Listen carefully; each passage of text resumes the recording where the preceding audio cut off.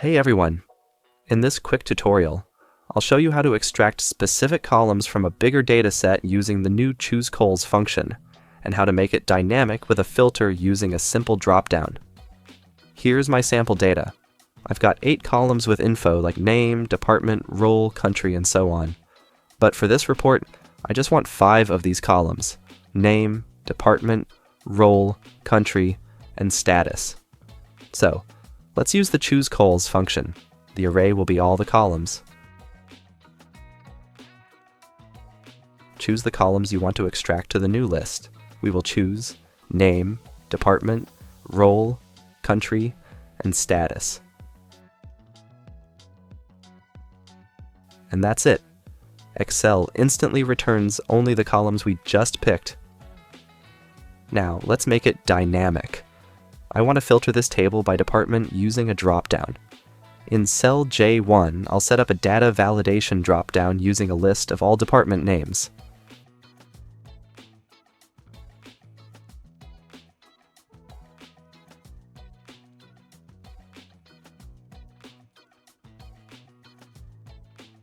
Then, I'll wrap it all in a filter formula. The array will be the first filter table. We will use another CHOOSECOLS function to extract the department columns and set it to equal to J1.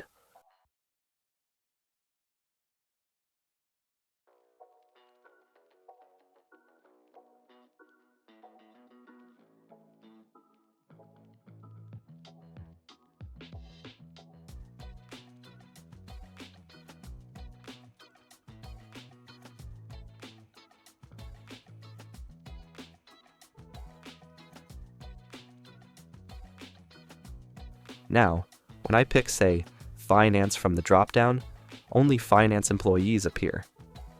Super clean, super dynamic, and you can adapt this for dashboards, team reports, or any filtered view you need.